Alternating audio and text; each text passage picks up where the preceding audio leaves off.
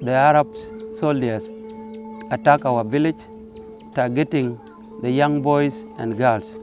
The whole village was burned to ashes. When civil war broke out in Sudan in the 1980s, up to 2 million people were killed over the course of the war. And no one was spared from the violence, not even children. People were screaming in houses were touched on fire, and nothing that was beautiful.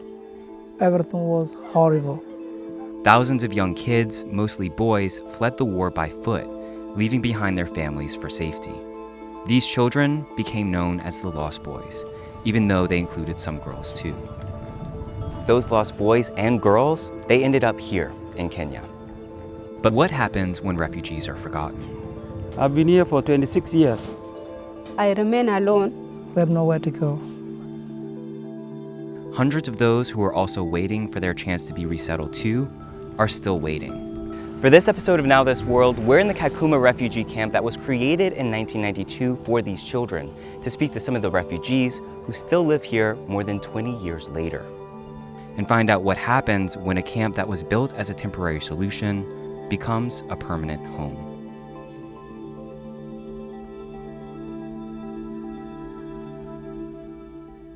In the 1990s, the world was shocked by the horrific stories of thousands of young children fleeing Sudan's war by foot. They embarked on a brutal 1,000-mile walk to Ethiopia, but many of the children wouldn't make it. Many died from hunger and dehydration along the journey.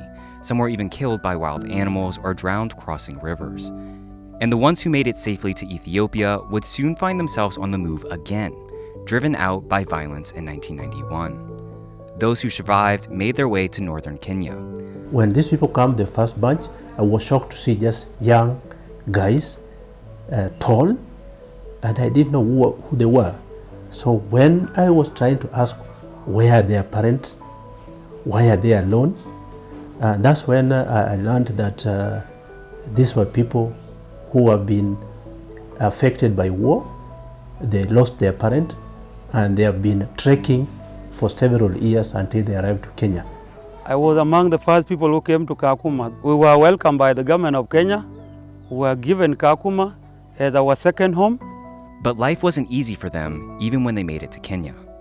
They grew up in the camp over the next 9 years, surviving on food rations. Some of them even built their own homes to protect themselves from Kakuma's harsh environment.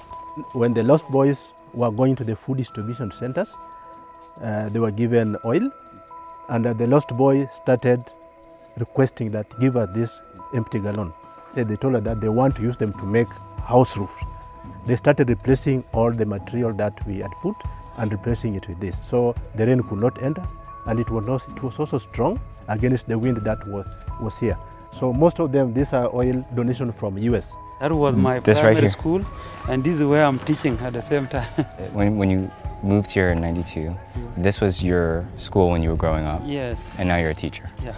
The whole of this area was called Hong Kong, and Hong Kong was mostly associated with the Lost Boys because they are the one who came up with the name, but even up to now, we still call it Hong Kong. People were staying together, being the same group or the same age. People form friendship.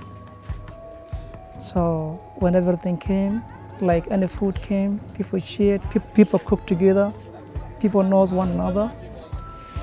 That's how we were. Then there was a glimmer of hope when international media and politicians began paying attention to them in the late 1990s. In 1999, the UN's refugee agency decided that sending the children back to Sudan was no longer an option. About 3,600 of the refugees were recommended by the agency to be resettled in the United States, and the US agreed to take them in. I saw beautiful support from the government of the United States, beautiful support. All of the headlines and so many of the stories of bringing them to the United States, people had such warm hearts towards them. It was so exciting. I thought it was the end of the story. But it wasn't. I've been here for 26 years. I remain alone. We have nowhere to go. Coming to 2001, the entire process shut. The process was held. After the September 11th attacks, the US temporarily froze its refugee admissions, And due to security concerns following the attacks, even when admissions resumed, resettlement offers for some of those in Kakuma were withdrawn. They became stuck in a camp whose name literally translates to nowhere. So now my situation is still the same, and it did not change. Many of them have a really difficult time accepting this is where they are. They feel that there was such an injustice and they can't seem to move forward from that. They still have in their mind, we're supposed to be in America. That was the hope for all of us. So now we remain in dilemma. It has contributed to dependency. I have nothing to do on my own, so that to make my living, my own living and the living of my children, I'm depending on UNHCR ration. Rations that have recently been slashed due to inadequate funding. And the ration is not enough to my children. Food distribution keeps reducing, so unless they have a way to earn some money, they don't eat 10 days out of the month. They call them black days now. The school system now is so overgrown that there are over 150 students per classroom, and they don't have enough schools.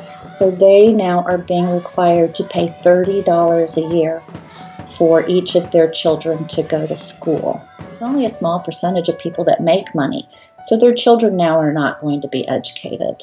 Kakuma is a place, but not a real place.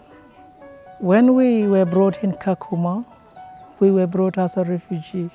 And being a refugee, you are entitled to every right. A right to be resettled and a right to be repatriated.